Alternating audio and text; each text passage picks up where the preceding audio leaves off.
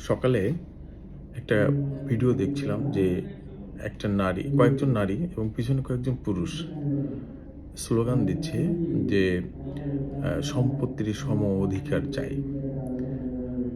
আমি খুব আইনি প্যাচ-ট্যাচ নিয়ে কথা বলছি না। সোজাসাপটা সাধারণ মানুষ যাতে ব্যাপারটা বোঝে সে কারণে বলছি। একজন নারী আমার মা।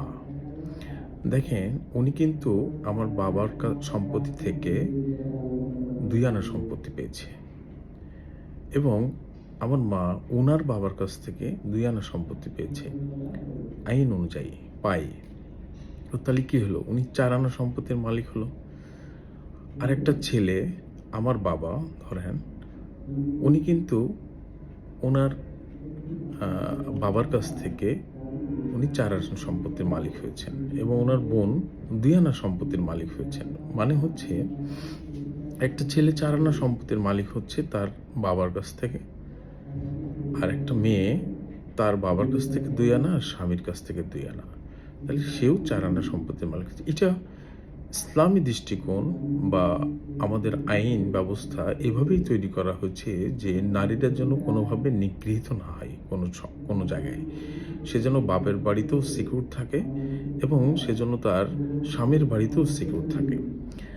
এখন একটু মজার বিষয় দেখেন, আমরা যারা সম্পত্তির সম অধিকারের কথা বলছি, তা আপনারা তো সম অধিকার কোথায় চান? আপনারা তো সম অধিকার আপনাকে আইন দিচ্ছে এবং সুরক্ষা দিচ্ছে দেখেন কতটা মানবিকভাবে, ইসলামিক দৃষ্টিতে। যে আপনাকে ২ ভাবেই ২ দিকে সুরক্ষা দেয়। অনেক সময় দেখা যায় না যে একটা নারী যখন তার ডিভোর্স হয়ে যায়, তখন কিন্তু তাকে যদি বাপের বাড়ি ফেরত যেতে হয়, তাহলে সেখানে যেহেতু তার বাবার ২ আনা সম্পত্তি সে পায়, তো সেই কারণে তার অন্যান্য শরিক যারা, তারা যেন তাকে নেগলেক্ট না করে, হ্যাঁ? এবং উনি যেন উনার সেই সম্পত্তি নিয়ে যেন স্বাভাবিক থাকে, মানে তার জীবনযাপন করতে পারে স্বাভাবিক। সেই কারণেই কিন্তু এটা দেয়া হচ্ছে। তাহলে একটা নারী তো আ সবই সব পাচ্ছে এবং সব কুলই রক্ষা হচ্ছে। এটা হচ্ছে নারীর সিকিউরিটি। আমার মা এবং বোন, আমার ওয়াইফ যারা নারী, আপনাদের মতো যারা নারী, তাদেরকে সিকিউর করার জন্য এটা করা হয়েছে। এবং একটা মজার বিষয় দেখেন, যখন আ একটা অ মেয়ে তার স্বামীর সংসারে থাকছে, যদি তার গর্ভে কোনো ছেলে সন্তান না হয়, শুধু মেয়ে সন্তান থাকে এবং এই অবস্থায় যদি তার স্বামী মারা যায়, তাহলে সে কি? সে ৪ আনা সম্পত্তি পায়। ডাবল সম্পত্তি। তার যে ২ আনা না, সে ৪ আনা সম্পত্তি পায়। তাহলে কি? আবার সে বাবার বাড়িতে কিন্তু ২ আনা সম্পত্তি পাচ্ছে। তাহলে সে কিন্তু ৬ আনা সম্পত্তির মালিক টোটাল। তো তারপরেও আমরা দেখেন এই ব্যাপার নিয়ে সারা জীবন মানে আসলে আমরা কিছু দেখি না। না দেখেই একটা আন্দাজে একটা মিছিল করতে থাকি। এবং খুব মজার বিষয়, আমি এই ভিডিওটা আমার মেসেজে কমেন্টস বক্সে দিয়ে দেবো। আপনারা দেখবেন। মজার বিষয় হচ্ছে যে এখানে কিছু ছেলেও এই স্লোগানের সাথে সম্মিলিতভাবে স্লোগান দিচ্ছে যে নারীর সম্পত্তির সম অধিকার চাই। তো এগুলো খুব হাস্যরস কথাবার্তা। আমরা যারা লয়ার, আমি অনেক সময় দেখেছি আমার অনেক শুভাকাঙ্ক্ষী বন্ধু-বান্ধব, আত্মীয়স্বজন, আমি খুব সোজা বলি যে, "ভাই, মনে করেন আপনার বাবার সম্পত্তি হচ্ছে আপনার